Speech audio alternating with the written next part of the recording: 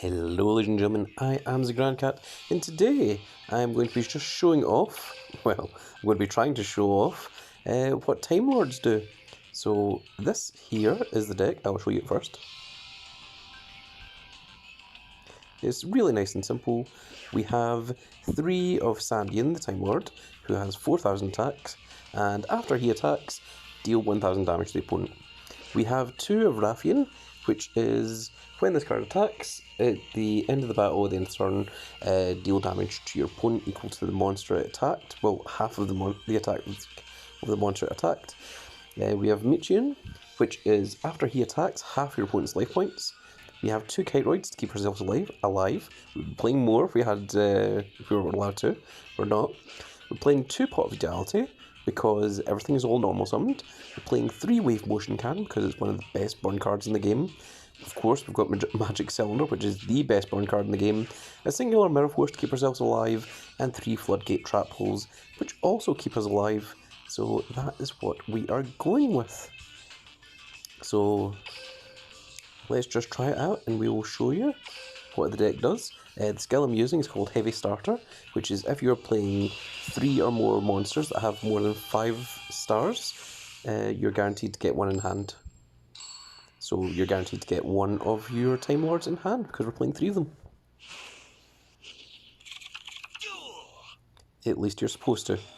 Maybe it's only a chance of it. Well, what a way to start off. So we're going to just set these up. We're going to play Pot of Duality. Check out the top 3. Not fantastic. I think we're going to take the Pot of Duality out of those. Pot of Duality can only be played once per turn, so as you can see we can't play it, so we're just going to end our turn there. We're going to hide behind Mirror Force. Now this first attack we're just going to take, we're not going to waste our Kiteroid or Mirror Force on it, because it's not enough to kill us. Okay, we've got something now. We're going to use Pot of Duality and see if we can get something better.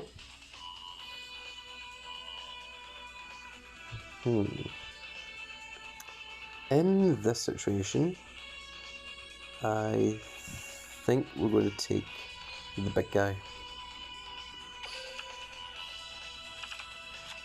So this one's only going to deal 825, this one's going to deal 1000, so let's use that.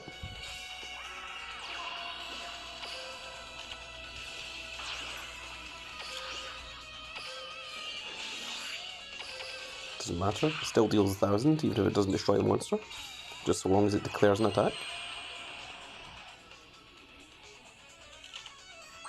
So Wave Motion Cannon in the real game gains 1000 attack each standby phase. This one only gains 500, so it's going to deal 500 damage per each standby phase that it's been on the field for. So we're going to just normal summon this. So we're not going to use Wave Motion Cannon yet, but once we do this, that will half the opponent's life points, bring them down to 1500, and then on the next turn, Wave Motion Cannon is going to have 3 counters on it, which means it will deal 1500, which means that we're going to win the game.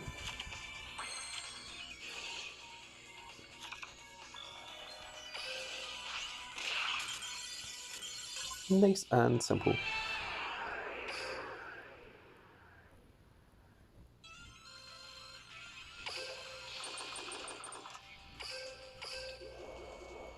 And let's just do a few more of those. Oh, we just got the new sleeves as well for 180 laps.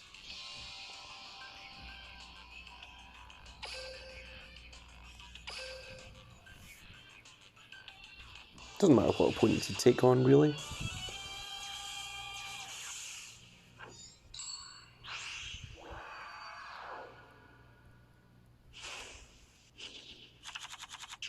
So there we've got 2 of our Time Lords in hand. It's not the one that we want, but they will do. Just going to set a Floodgate. We're just going to activate Floodgate immediately on whatever it is he summons.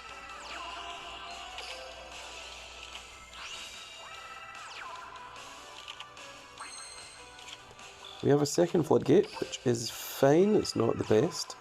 Now, his monster only had 1900 attack, so this one's technically better, but if we can floodgate him 3 times and get him out of his his field.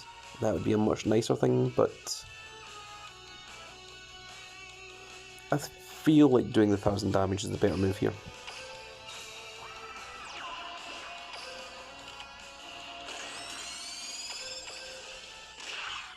It is a little bit of a waste of a floodgate trap hole, but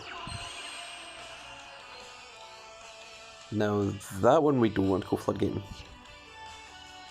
We'll just leave that alone, since we're nice and protected anyway. This is perfect. This is almost always the one that you want first.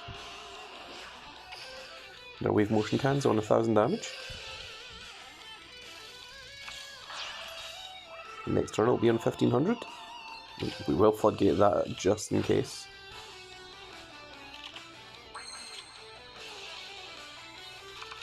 And it doesn't matter, we don't even need to play the Pot of Duality because that's enough. That's just how good wave motion cans are.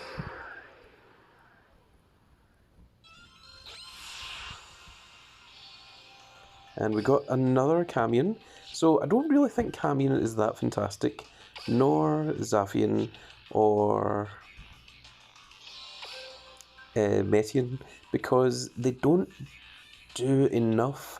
I mean, they're fine.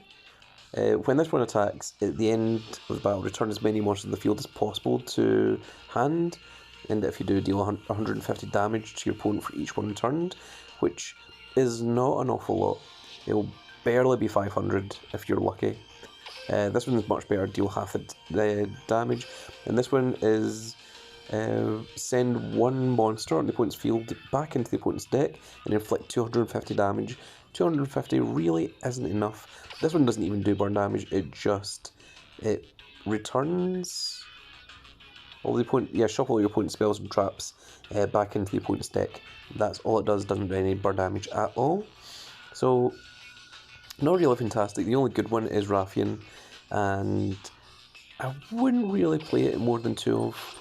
I think Sandian, that deals 1000 guaranteed damage, is better because otherwise you're relying on the opponent having a monster that has more than 2000 attack, which they can do on occasion.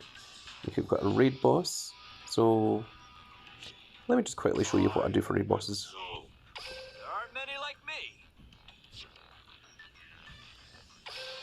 So we're just going to play Shooting Star Dragon, and I'm going to show you what the deck looks like afterwards. But it's a really simple deck. Basically, it's 3 Junk Warrior, 3 Junk Synchron, sorry. You'll see. Okay, so we've got Junk Converter, which is good. We play 3 Junk Converter, we play 3 Junk Warrior, and we play a singular tuning, and literally every other card is just a tuner. And that is the entire deck. So, activate the effects of this. Send this and any tuner from my hand to the graveyard, a card from my hand to the graveyard. Get out any Synchron. I'm going to get Junk Synchron, normal, so I'm doing Junk Synchron. Get back the very Junk Converter that we just sent. Go into Junk Warrior.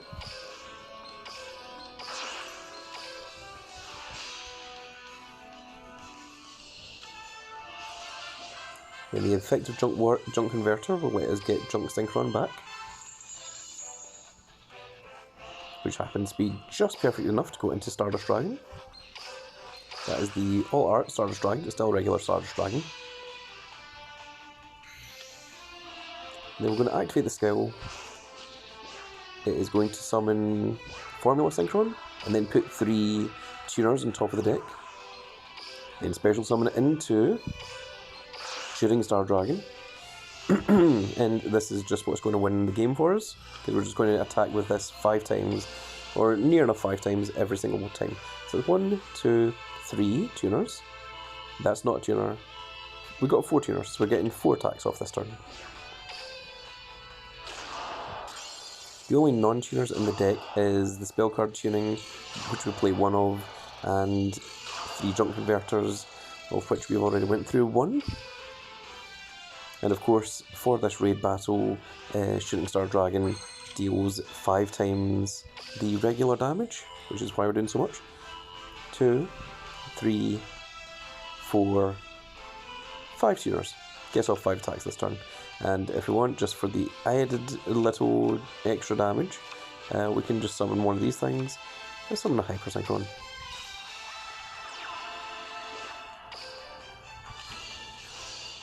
That's fine. Gain 100 if you want. 1, 2, 3, 4.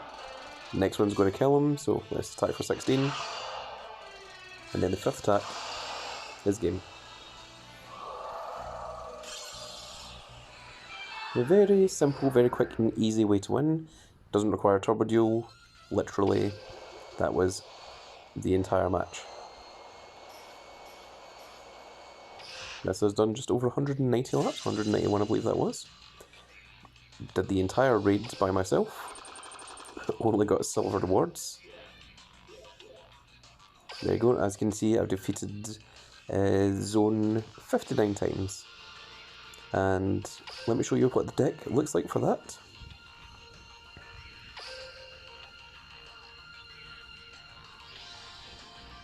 So as you can see, we're playing 3 Junk Synchron, which is the main part of the deck. You're playing 3 Junk Converters, a singular tuning, and then just whatever tuners you want. I'm going with these guys because they're Synchrons, this because it negates attacks, I've only got the one of it. These guys just because they're 1700 beat sticks, these are 1700 beat sticks, this is 1700 beat stick, and these are 1900 beat sticks, and that is all that you want to do for them. For the extra deck, we are playing 2 Junk Warriors, so that you can do it twice. You're playing 2 Stardust Dragons, so you can do it twice. You're playing a singular Shooting Star Dragon, because you only have one. And then for the Xyz, just a Malevolent Sin and a Zubaba General. Not even sure why that's even still in here, it's really just this guy that you want to go into every single time. So there we go, that is that deck. And now let's go back to Time Lords. And we'll show that off just one more time. My cards. I am Zone, the last survivor on Earth. Very dramatic. It's also weird that he has an English voice, considering that season was never actually made in English. Oh, you know what? Actually, rather than do that, let's take on Vagabond, because Vagabond tends to be a more powerful deck, and we will see how Time Lords face up against that. Do I think Time Lords are meta? No, not the slightest. They are a fun deck, but it's a fun, entertaining deck that is a different way to play the game. So, we're not going to summon, we're just going to play and set and pass. Depending what the opponent does, we may Floodgate. Yeah, that's dangerous.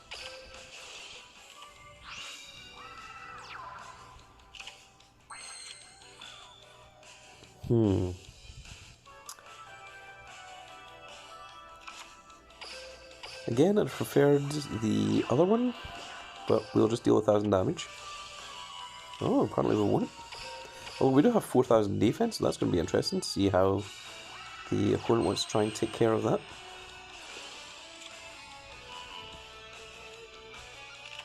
Unfortunately, that can get rid of our wave motion cannon, so that's going to be a little bit annoying.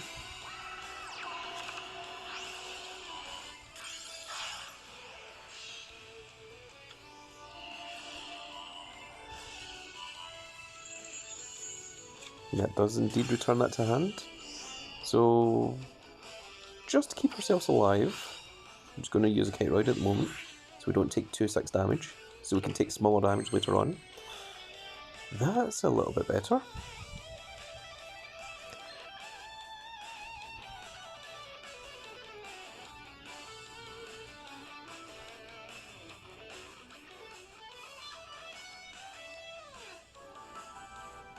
So when any effect activates, it returns card to hand. So I think we're going to have to kill it. I think we need to do this first, otherwise it would just have the opponent's life points. So the opponent doesn't take any damage from this, but it does still destroy it. And then at the end of the phase, it deals 1000 damage.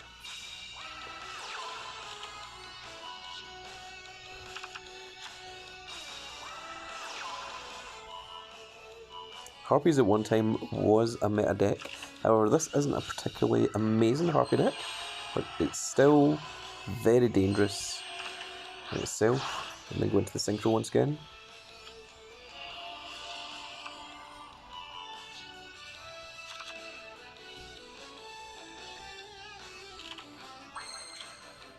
Okay, that is a little bit of a problem. Is it whenever anything activates?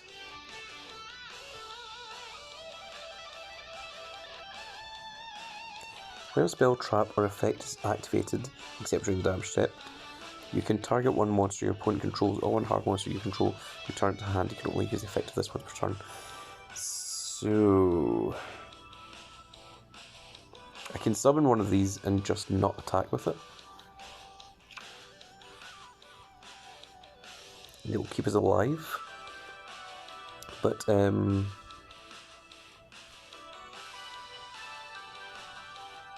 we need to get rid of that Cyber Harpy, unfortunately. So I feel like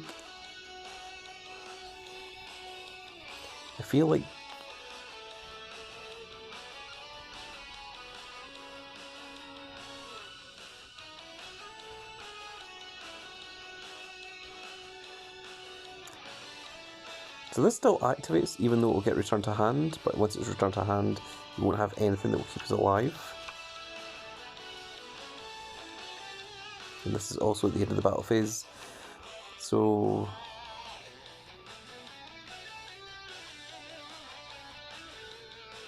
do we keep it alive? Do we just do the burn damage and just take the attack? It's a possibility.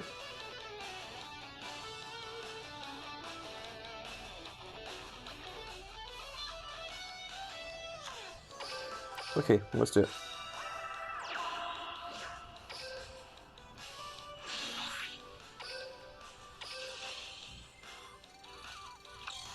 You didn't activate. I was expecting you to activate and you didn't. Interesting. Well, in that case, I'm just going to do this again then. Bring the opponent down to 750. Then if the opponent doesn't have an out,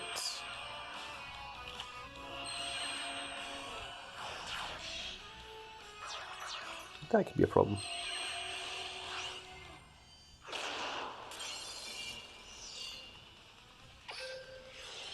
That is absolutely why we've used Kiteroids. Okay, we now have 2 outs, just in case this first one doesn't work for some reason.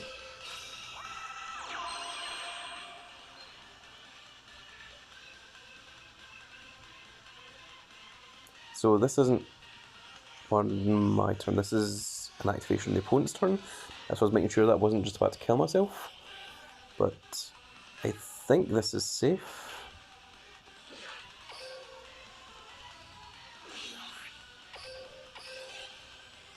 And then this one. Perfect.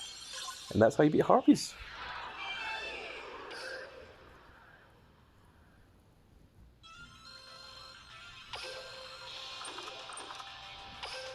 And that is also why we Kiteroided earlier, so that in that situation we could take some additional damage. Let's see what the opponent's deck looks like. Yeah, this is a 30 card deck, which is far too much. He's playing 3 Karma Cut and 2 Raigeki Breaks, as well as the 2 Bakamoons. This should really be cut down to a 20 card deck. I don't think these things are particularly fantastic. I think those could be cut. It's not a terrible build. I wouldn't play this either. I think Harpy's signed at 3 is a bit too much. It's also playing Floodgates as well. The extra deck is completely fine. Yeah. It's not a horrible build, it just needs to be shrunk down by about 10 cards and it would be perfectly fine. Oh, we've got another one. Let's try it again. This one is apparently Dark Magician. Oh, very interesting. Dark Magician, a bit of an OTK deck. It's also very control based, so it does both.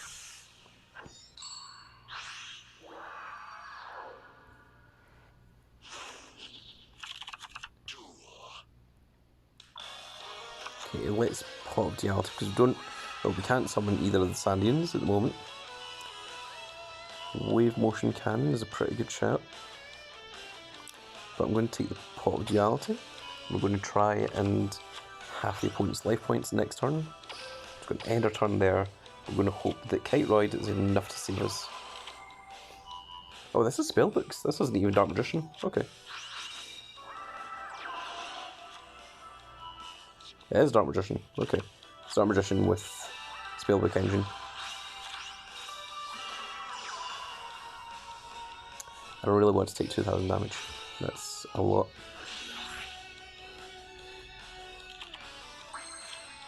The Floodgate Trap Hole, the turn after it would be useful. Mirror Force. I think it's going to be the Mirror Force out of those options. Mirror Force or Floodgate? Mirror Force. Mirror Force is safer than Floodgate is. So we'll set that too. And we're going to summon this. It's going to deal 1000 damage. So we don't really have a better option at the moment.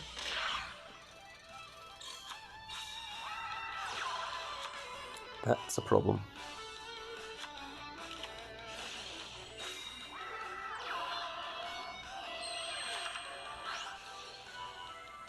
However, that is absolutely what we're going to Floodgate. Unfortunately, that gets negated. As I said, Dark Magician is a bit of a problem.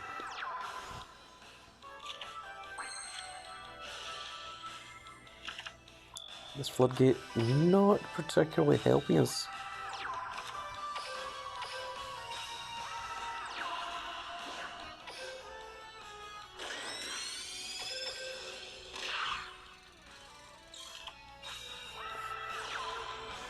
Also playing Pot of Duality. Into Eternal Soul. A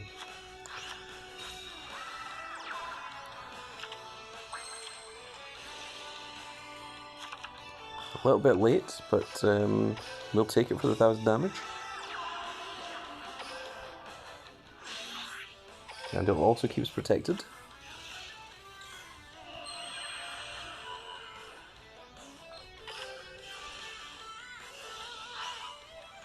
We just need to get rid of those, unfortunately.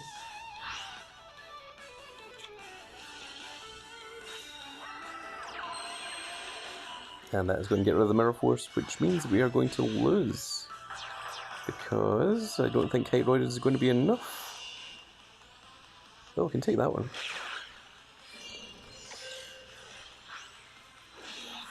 Okay, no, we were fine. And that might very well just be enough.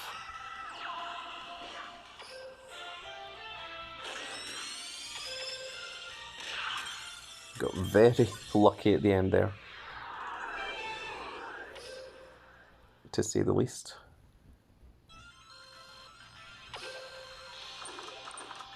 So, Time Lords are not a competitive deck. Not by any stretch of the imagination. Let's see what that deck looks like. DD Warrior Lady is a bit weird. DD Crow, sorry, not DD Warrior Lady. Other than that, yeah, it's perfectly fine. Very small number of extra deck cards. Yeah, no, this is a Dark Magician deck. Certainly is. Nothing else you can really say about it. Let's go for another game with Time Lords against a regular opponent.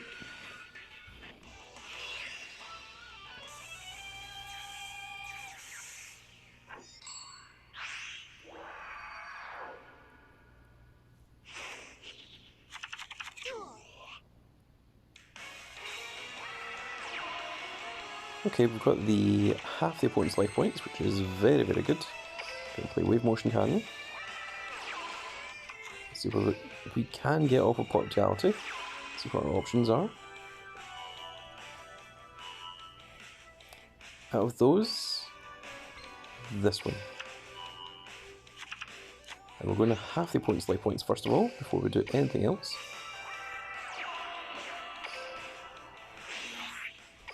Bring the opponent down to 2,000.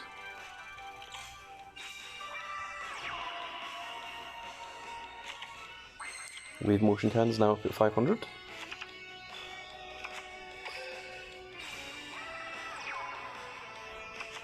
Nothing has more than 2,000 attack, so we're just going to do that.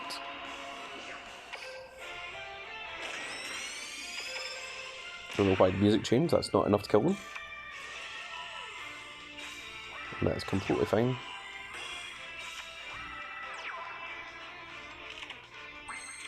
And then we're going to wave motion cannon for the win. Because wave motion cannons are absolutely ridiculous, especially when every monster in your deck means that it ends your opponent's battle phases, for all intents and purposes.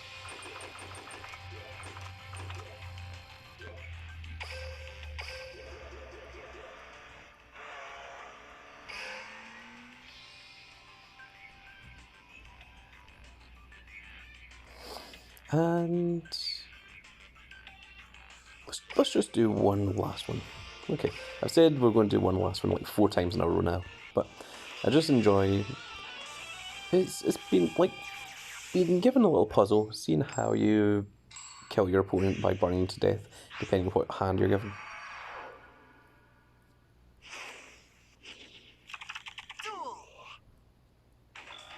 Okay, well we can't attack in our first turn, so we're just going to set guys. Then next turn, we're going to go into Mitchune. Half the opponent's life points. Don't even care what it does, I'm going to do it anyway. Oh, well. That was unexpected, to say the least. Didn't see that happening. Let's see what we can get. Mirror Force, Wave Motion Cannon, Teleport Duality. I'm going to take Wave Motion Cannon. So I feel mildly confident in this. I'm going to have the opponent's life points as well. And because we Wave Motion Cannon, because we Floodgate Trap Hole this card, it cannot be turned into attack position, so it's stuck where it is.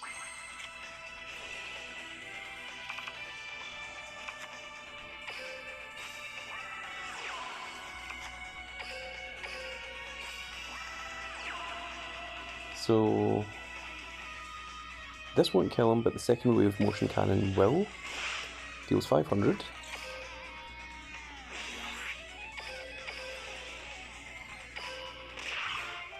And then the next turn, Wave Motion Cannon is going to deal 500. Unless the opponent has an out to it.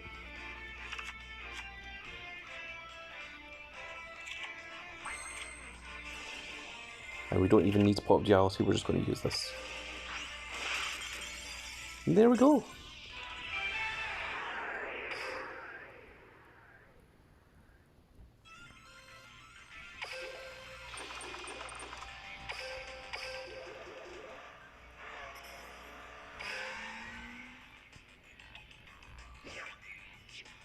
And the good thing about this deck is it's reasonably cheap as well. Let's just look at it one more time. It does have an extra deck, as you might have seen, but I don't use the extra deck. I did set up these guys because I was originally playing Celestial Transformation, lets you special summon a fairy from your hand, so that you can summon out 2 of them and go into this to deal 1,000 damage every turn. But I felt like I was using 3 cards from hand to turn to 1, the opponent got rid of it, it was a massive problem and you would just lose shortly after. So these Sandians are just from the event, you just get these from just playing the event. As you can see, I've got 4 of them. The Raffians are level up rewards. These ones, Mitchune, is also from the event, so again, also free. Kiteroids, you have to have had them in the past, but if you've been playing for a while, then you can get those. Pop Dualities are probably the most expensive thing in this deck. They aren't really required, but they're just nice to have. They're useful, helpful. Wave Motion Cans are, of course, just normal cards. That Haxler Jail just discarded there. Magic Cylinder you should have if you logged into the login event. Same with the Mirror Force, and Floodgate Trap Holes are again also mildly expensive, but you can get a Floodgate Trap Hole. We're going to X with that saving. You can get a Floodgate Trap Hole from here to make things a little bit easier for you. If we go into here, we go into Special, or is it in Items? It's Bundles. One of these should be Floodgate Trap Hole, I think. Oh, maybe it wasn't Floodgate Trap Hole. Oh no, it is, yeah. There it is there. So you can get Floodgate Trap Hole for $3.99, makes it nice and simple. You can also set yourself up with Drowning Mirror Force. Drowning Mirror Force is also not a horrible idea. It's almost the same as Mirror Force for all intents and purposes. We've got a few other different cool cards in there that can help you out. Some are slightly better than others. There's ones that you can see that I haven't bought because I didn't really have a use for them. If I'd get a use for them at some point down the road, I might go for them. But there we are. So it's a very nice, very cheap, very easy build. Again, you can use alternates if you don't have Pot of Dualities, if you don't have Floodgate Trap Holes. You can put in Drowning Mirror Forces.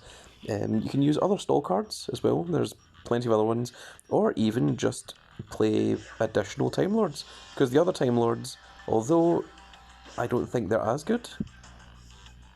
Let's just type it in here, Time Lord. So it's one word.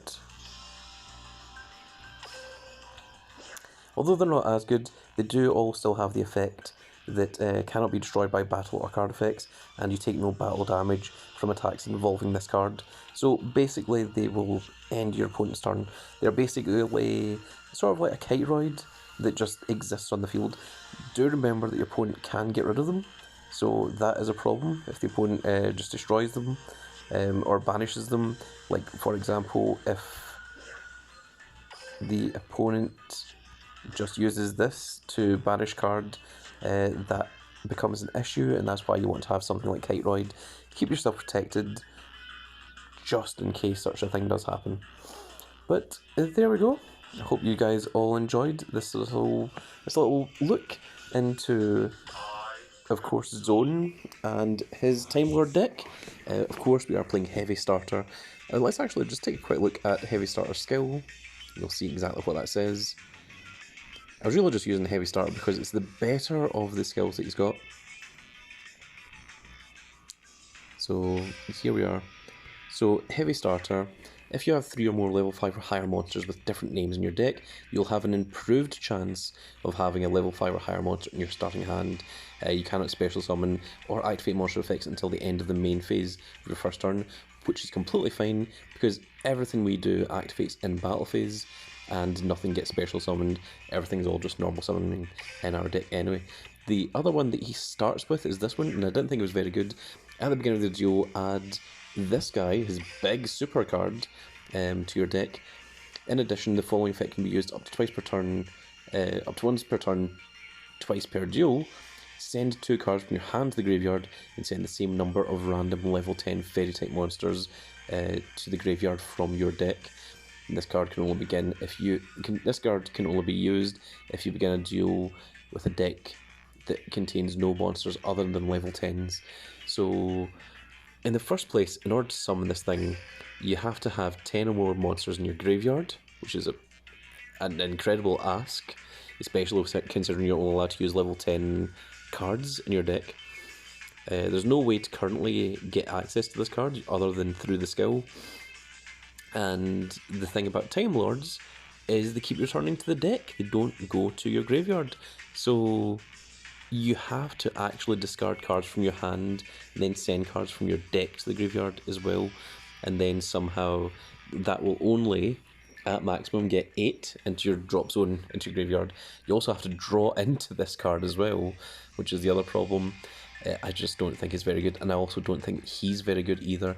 He does have 4,000 attack, and you can special summon one of your level 8 or higher fairy monsters, and its effects are negated, but its attack becomes 4,000 as well. So you get 4,000 attackers on your field. and the idea is to just try and win off of that attack at the end. But I honestly think the burn deck is much, much better. So there we go, folks. If you enjoyed this little video, please give me a like, share and subscribe. If you are subscribed, make sure you click that notification icon so you can see when more of these little videos go up. And we will see you all in the next video. Goodbye, everybody.